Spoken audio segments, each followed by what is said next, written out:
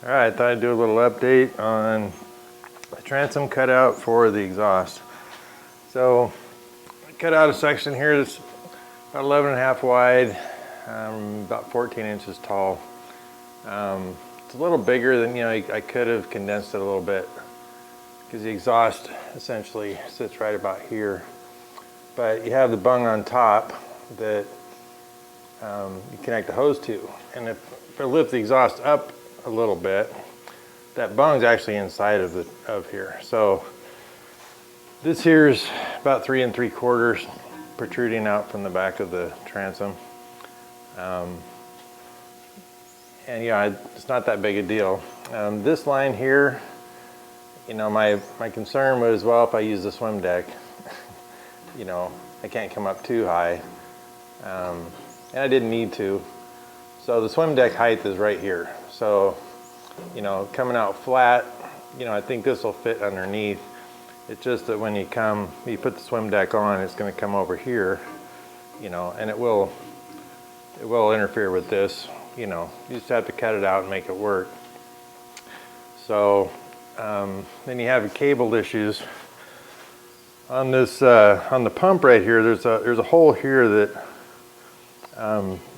feeds water to the engine. So on the inside, a hole is going to get drilled, and this adapter will get tapped. And once this is all sealed up, this feeds that.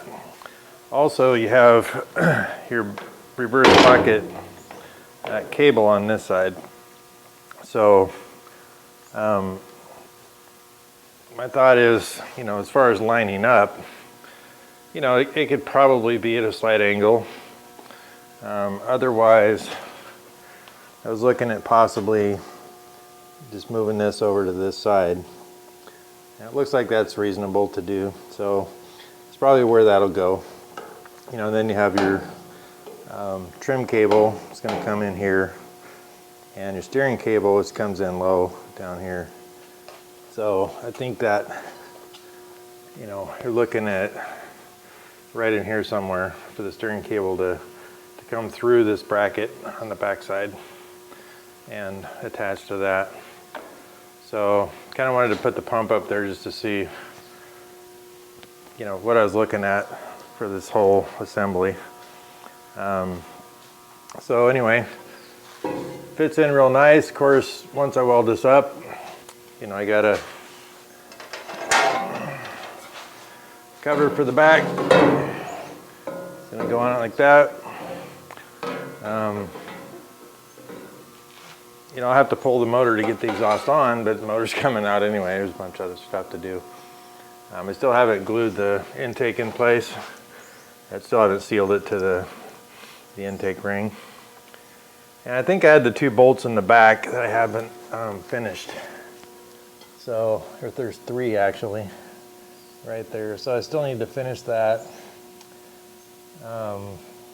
Before it's all said and done, I need to figure out a guard to go on this. Whether it's just a couple pieces of tubing to go front to back. That's kind of a skid plate because you've got this edge here that can catch crap when you go over it. Because this intake screen is going to be higher. I'll still use it, but it's going to be, an inch or better up in there. Or maybe, yeah, it's going to be up there in a little bit. But so I still need kind of a skid plate, just so I'm not catching this back edge if I go over something. So I haven't even really thought about that. I've got these 3 bolts I need to figure out, which go up into the intake, but it's a matter of countersinking them. I don't know, I might just go ahead and use them, possibly for part of the skid plate. I don't know yet. Anyway, not too critical, but before I glue this in permanent, seal it up, use the gasket material on it, kind of need to figure that out probably. So I'm going to finish up this box. The exhaust is more or less, the hard part's done. After that, I'll have a bung right here that have to come out. And the original rubber boots that come off of that box, that water box, will actually fit in here, even with the black chambers and stuff that come off of those boots. And then it ends up over here to where all I really need to do is kind of do a swoop down into, you know, down here to penetrate the boat. So I'm thinking I'm going to go ahead and do that, but I can do all that, you know, later on in the process. Just have to keep it in mind when I'm doing cables and stuff, but I'm going to do the cables where they need to be, and I'm going to deal with the last part of that exhaust later, because even if I just come out of the thing, go with whatever tubing just to get down and out, I'm sure that's fine. The water box is my biggest issue. I don't really care about the others. The only reason I might use them again is because, you know, they might be a sound deadening factor there. But not too concerned. So I'm going to finish up the box and then move on possibly to fuel cells. I don't know, I might just, actually it kind of makes more sense just to go to finishing this. You know, getting it sealed up, cutting the hole for the engine coolant water, you know, get the fitting in there. Basically, you know, this hose right here will end up just going to that cooling water fitting that will be down in here. So yeah, basically tie that up, tie all this stuff up, do that.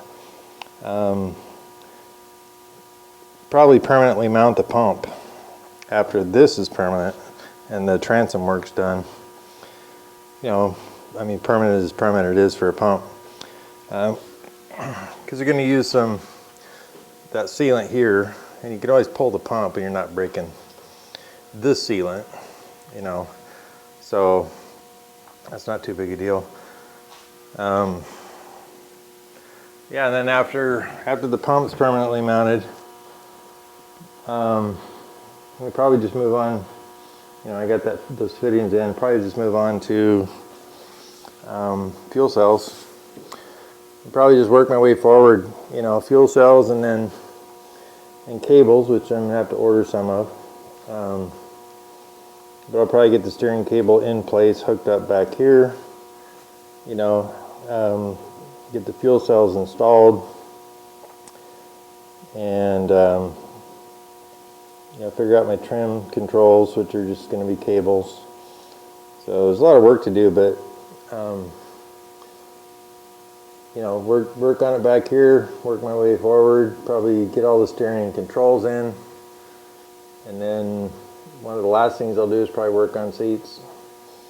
So anyway, plenty to do, but that's where we're at. Later, guys.